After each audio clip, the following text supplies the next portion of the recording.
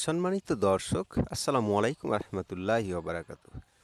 সম্মানিত দর্শক, আপনারা যারা আমার কথা শুনছেন এবং ভিডিওটি দেখছেন তাদের শুভেচ্ছা এবং স্বাগতম। সম্মানিত দর্শক, যে বিষয়টি নিয়ে কথা বলতে চাই, বিএনপিকে ঘরে ডেকে নতুন যে ছাত্র এর দলটি তৈরি হলো, তারা ঘরে ডেকে অপমান করলো বিএনপিকে। কিভাবে, কেন? তাদের বিভিন্ন অঙ্গভঙ্গি, বিভিন্ন কথাবার্তা, বিভিন্ন ধরনের তাদের যে অ্যাটিটিউড, সব কিছু মিলে তারা বিএনপিকে একটা চরমভাবে অপমান অপদস্থ করে ফেলেছে। এখন রুহুল কবির রিজভী সাহেব গেছেন, অ্যানি সাহেব গেছেন, যদিও দুজন গেছেন। রুহুল কবির রিজভী সাহেব অনেক বড় মাপের একজন নেতা। এই যে ঘরে ডেকে অপমান, অর্থাৎ জাতীয় নাগরিক পার্টি, এই জাতীয় নাগরিক পার্টি যেটাকে সংক্ষেপে এনসিপি বলছে, তো এখন কথা হলো যে ঘরে ডেকে অপমান হওয়ার কি খুব প্রয়োজন ছিল? বিএনপিকে তো আগে থেকেই তারা আক্রমণ করছিল। বিএনপিকে তারা তো আগে থেকেই তারা প্রতিহিংসায় তারা রাজনীতি করছিল। বিএনপিকে আক্রমণ করে, তারেক রহমানকে আক্রমণ করে এবং বিএনপির নেতাকর্মীকে আক্রমণ করে তারা তো বক্তব্য দিচ্ছিল।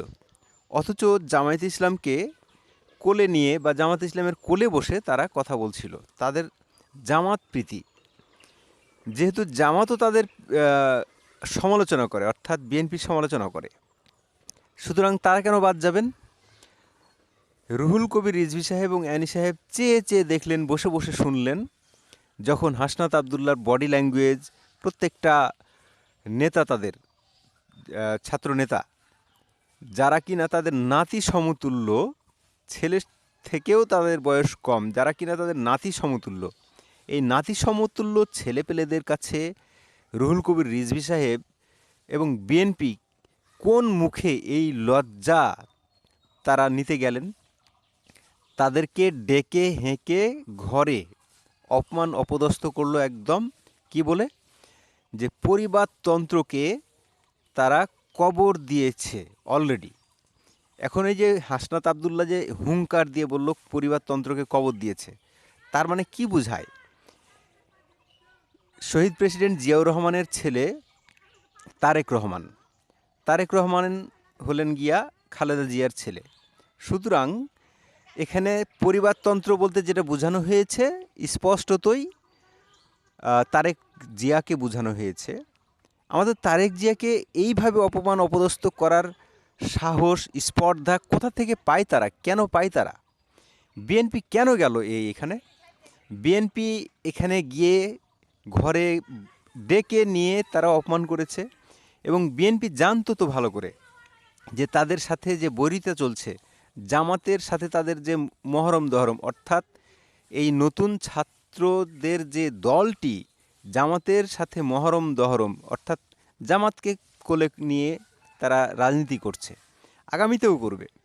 তাহলে বিএনপির এই যে এখন কিছু একটা বলা উচিত, তাহলে বিএনপি এখন কি বলবে? অর্থাৎ জনাব তারেক রহমান আগে থেকেই বলে আসছেন যে দলের ভিতর থেকে একটা সরকারের ভিতর থেকে একটা দল তৈরি হবে, যেটা কিনা কিংস পার্টি বললেও ভুল হবে না, কিংবা জনাব মির্জা ফখরুল ইসলাম আলমগীর, উনি এত বড় মাপের একজন বিজ্ঞ প্রাজ্ঞ রাজনীতিবিদ, ওনার কাছে এই বিষয়গুলো স্পষ্ট ছিল। তাহলে কেন তারা যেতে বললেন? আমি রুহুল কবির রিজভী সাহেবের দোষ ধরি না, কারণ রুহুল কবির রিজভী সাহেবকে, অ্যানি সাহেবকে যেতে হাইকমান্ড অবশ্যই বলেছে, নাহলে তো যাওয়ার কথা না। গিয়ে এখানে অপমান অপদস্থ হলেন। এই অপমান অপদস্থ হওয়ার এখন আমরা দেখতে চাই যে বিএনপি এটা কী প্রতিক্রিয়া ব্যক্ত করে। কারণ হচ্ছে যে এইখানে বিএনপি যেভাবে অপমান অপদস্থ হলো, তার একটা প্রতিবাদ অবশ্যই করা উচিত। কারণ আমরা জানি জনাব তারেক রহমান শহীদ প্রেসিডেন্ট জিয়াউর রহমানের ছেলে যদি হয়েও থাকে, তারপরে হচ্ছে যদি এখানে বেগম জিয়ার সন্তান হয়েও থাকে, এই দলটাকে এক সুতায় গেঁথে রাখার মতো নেতা আর কেউ ছিল না। এটা আপনারা মানেন বা না মানেন। এবং জনাব তারেক রহমান তৃণমূলেও রাজনীতি করেছে। সুতরাং তৃণমূল থেকে রাজনীতি করে গিয়ে কিন্তু এখানে গিয়েছেন। হ্যাঁ, একটা ব্যাপার বলতে পারেন যে শহীদ প্রেসিডেন্ট জিয়াউর রহমানের সন্তান হওয়াতে বা বেগম জিয়ার সন্তান হওয়াতে উনি একটা প্রিফারেশন পেয়েছেন, এটা আমরা বুঝি জানি। কিন্তু এই তকমা কেটে গেছে, অন্তত তারেক রহমানের ক্ষেত্রে এই তকমা কেটে গেছে। উনি উড়ে এসে জুড়ে বসেন নাই, উনি গোড়া থেকেই রাজনীতির সাথে জড়িত এবং গোড়া থেকেই রাজনীতি করছেন। এমন নয় যে উনি একদম হঠাৎ করে এসে তার বাবা মারা গেছে, তার মা মারা গেছে, এই অ্যাবসেন্সে ঢুকে পড়েছেন, তা তো নয়। বিএনপির জনাব তারেক রহমানের দৃষ্টি আকর্ষণ করব, এই বক্তব্যের তীব্র একটা যেন প্রতিক্রিয়া আমরা দেখতে পাই। অর্থাৎ তাদের যে বাড়বাড়ন্ত তারেক রহমানের এই বিষয় নিয়ে যেন কথা বলেন জনাব তারেক রহমান। ঘরে ডেকে অপমান, এটা আসলে সহ্য করার মতো আসলে আমাদেরও কঠিন হয়ে যায়।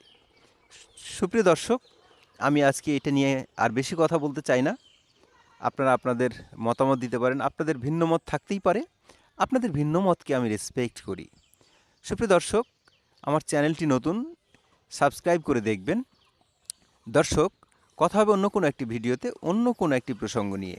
সেই প্রত্যাশায় ভালো থাকবেন, সুস্থ থাকবেন। আসসালামু আলাইকুম রহমতুল্লাহি ওয়া বারাকাতুহু।